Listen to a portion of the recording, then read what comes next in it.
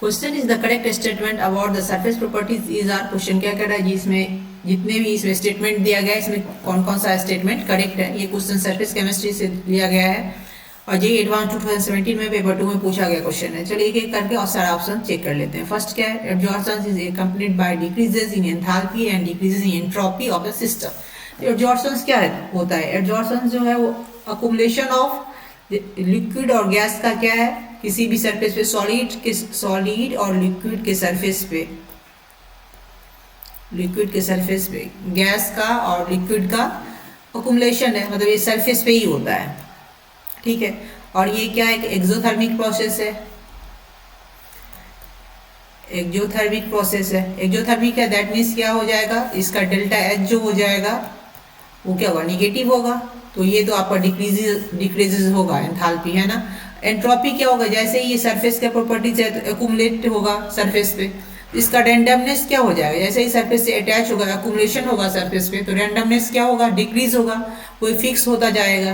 That means इसका जो entropy होगा, change in entropy delta S भी क्या हो जाएगा, निगेटिव हो जाएगा। तो फर्स्ट जो ऑप्शन है वो करेक्ट है। Then second, the critical temperature of ethane and nitrogen are इतना। तो आपका इथेन का दिया गया है 563 केल्विन और नाइट्रोजन का दिया गया है 126 kelvin respectively. The absorptions of ethane will be more than that of nitrogen on same amount of activated charcoal at the given temperature. जिसका हायर होगा क्रिटिकल टेम्परेचर, उसका इंट्रामोलिकुलर फोर्स क्या होगा, हायर होगा, स्ट्रॉन्गर होगा।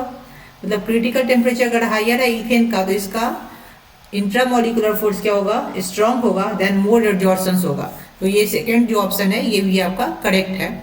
थर्ड क्या कर रहा है, see cloud is an emulsion type of colloid in which liquid is dispersed phase and gas is dispersion medium।